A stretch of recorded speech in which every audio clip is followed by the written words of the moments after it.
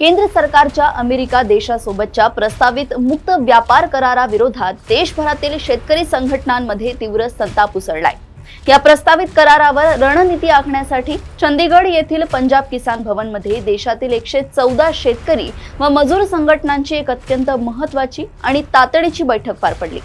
भारतीय किसान युनियनचे ज्येष्ठ नेते गुरनाम सिंग चढूनी यांच्या नेतृत्वाखाली झालेल्या या महामंथनात सर्व संघटनांनी आपले जुने मतभेद बाजूला सारून केंद्र सरकार विरोधात एक संयुक्त मोर्चा उभारण्याचा निर्णय घेतलाय। या कराराअंतर्गत आयात निर्यात शुल्क पूर्णपणे काढून टाकल्यास अमेरिकेतील मोठ्या अनुदानावर तयार झालेला स्वस्त शेतीमाल भारतीय बाजारपेठेत डंप केला जाईल, ज्यामुळे भारतातील लहान व मध्यम शेतकरी पूर्णपणे उद्ध्वस्त होईल अशी भीती नेत्यांनी व्यक्त केली आहे।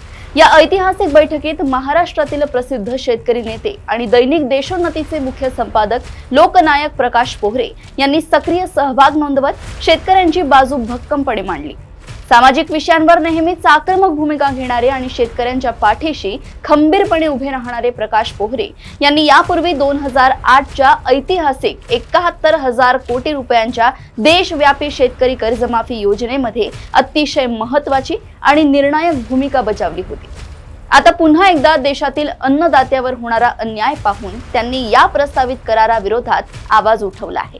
या बैठकीला पंजाबचे सरवन सिंग पंधेर, बलबीर सिंग राजेवाल यांच्यासह विविध राज्यांतील प्रमुख नेत्यांची उपस्थिती होती। आता उर्वरित संघटनांना एकत्र आणण्यासाठी 1 जुलै 2026 रोजी चंदीगडमध्येच पुन्हा एक मोठी महापरिषद बोलावण्यात आली असून सरकारने हा करार मागे न घेतल्यास देशव्यापी आणि निर्णायक आंदोलन छेडण्याचा इशारा देण्यात आला आहे। चंडीगढ़ येथून निमिषा सिंह यांची रिपोर्ट। मैं चंडीगढ़ स्थित किसान भवन में हूँ। जैसा कि आप सभी जानते हैं, पिछले कुछ दिनों से इंडो यूएस ट्रेड डील को लेकर देश भर के किसान संगठनों का प्रदर्शन देखने को मिल रहा है। इसी क्रम में भारतीय किसान यूनियन के राष्ट्रीय अध्यक्ष श्री सतनाम सिंह चढूनी जी के नेतृत्व में या उनके आह्वान पर देश भर के किसान संगठनों की एक सम्मिलित बैठक जो है वो यहाँ चंडीगढ़ किसान भवन में रखी गई है। किसान संगठनों के साथ साथ सामाजिक संगठनों का भी समर्थन उन्हें मिल रहा है। इंडो यूएस ट्रेड डील को लेकर किसान संगठनों का एक स्वर में, एक मत में यही कहना है कि अगर ये ट्रेड डील भारत सरकार साइन करती है तो यकीनन ये भारतीय किसानों के लिए एक डेथ वारंट साइन किया जाएगा भारत सरकार द्वारा।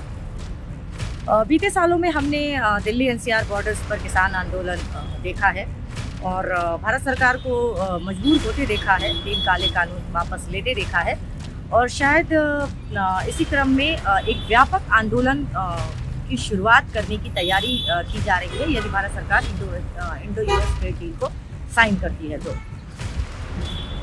सीधे सरल शब्दों में कहूँ तो भारत का किसान जो है वो पिछले कई सालों से अपने अनाज के उचित मूल्य को लेकर, अपनी फसल के उचित मूल्य को लेकर सरकार से बातचीत कर रहा है और प्रयास में लगा हुआ है।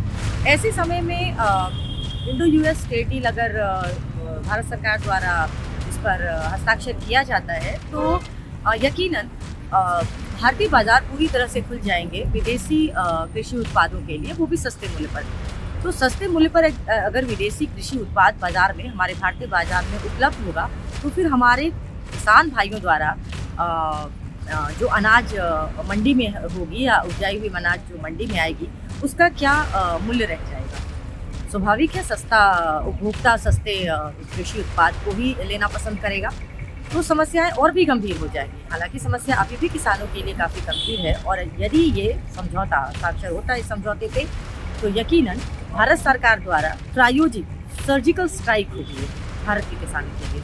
तो इसी विषय पर, इसी गंभीर विषय को लेते हुए एक बैठक यहाँ पर रखी गई है। मैं आपको वीडियोज़ और फोटोज शेयर करती रहूँगी। आज सुबह ही मैं यहाँ पहुँची हूँ दिल्ली से।